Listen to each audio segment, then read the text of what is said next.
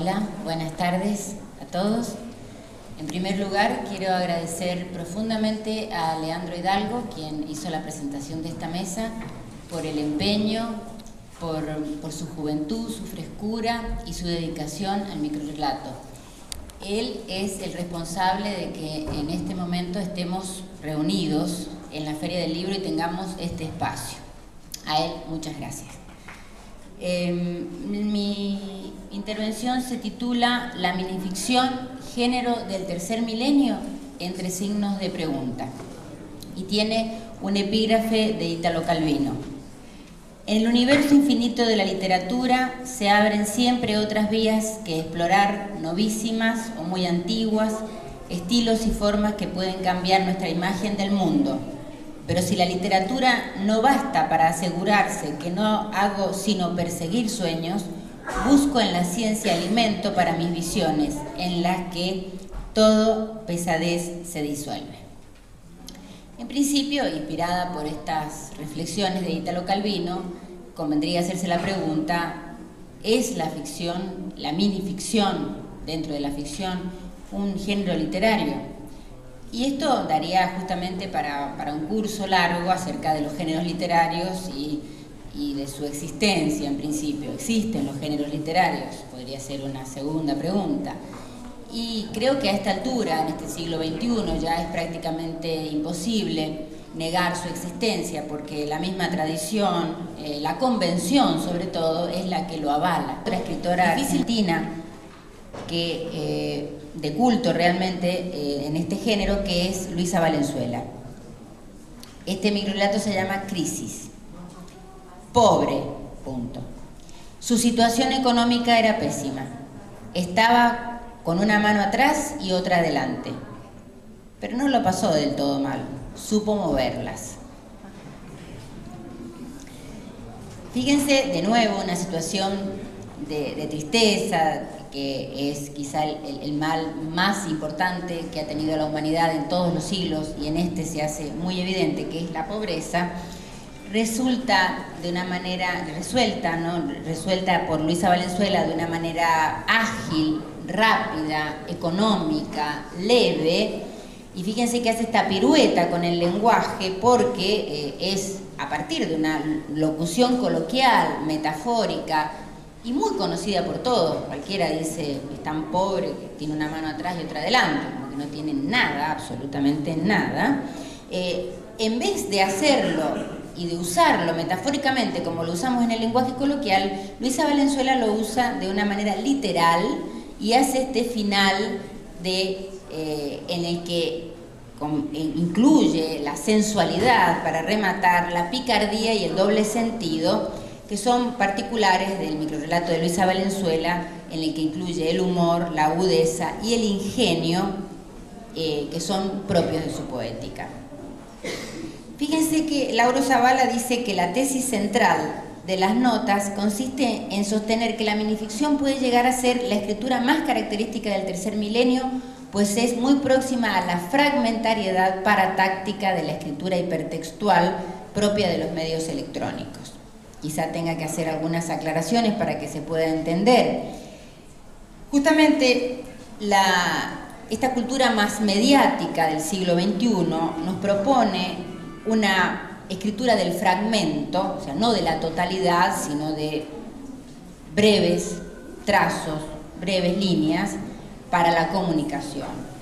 Paratáctica en el sentido de que es lo contrario de la subordinación, es decir, prácticamente si escribimos, pensemos en un mensaje de textos o en los mails, que son nuestras formas de comunicación actuales, abolimos de todas formas cualquier tipo de nexos y empiezan a darse una oración o una expresión al lado de la otra sin nexos que lo antecedan y lo sigan, y que alude también, en este caso, Lauro Zavala, a la hipertextualidad, es decir, la alusión a otro texto muy conocido.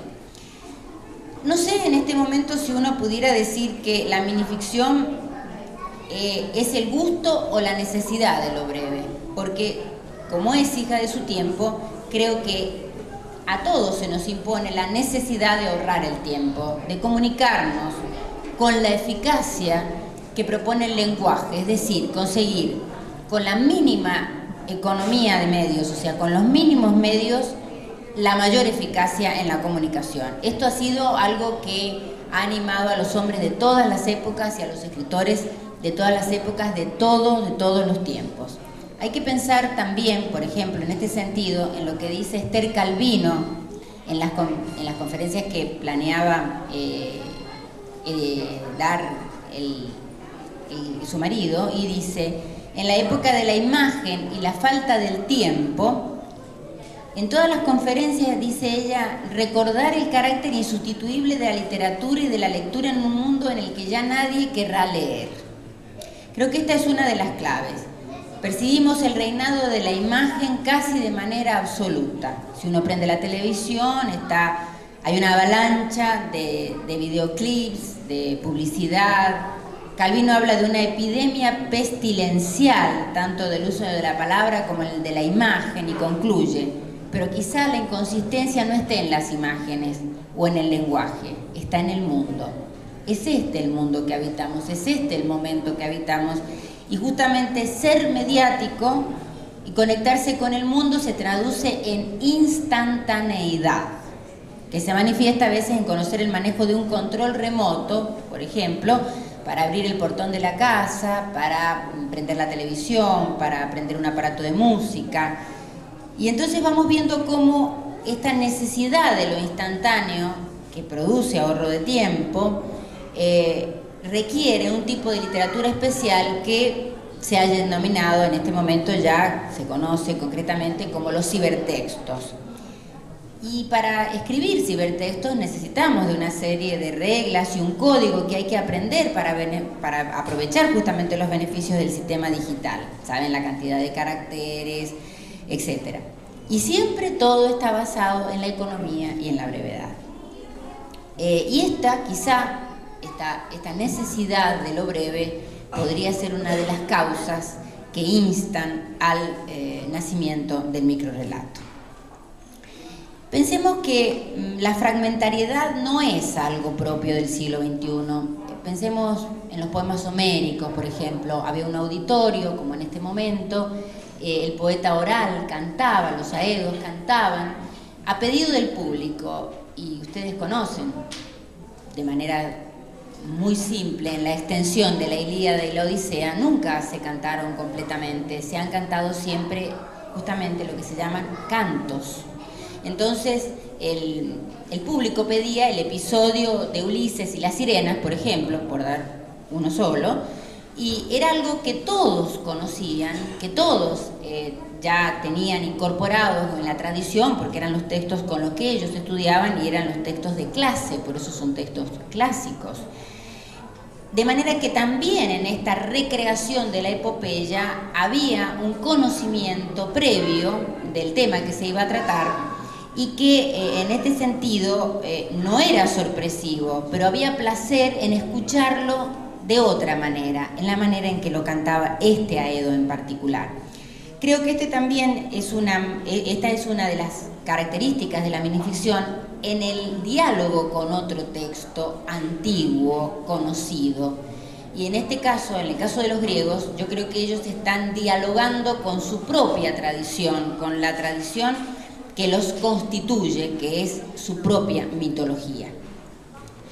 Y justamente también pensemos en la misa, en la Biblia, no se lee completa.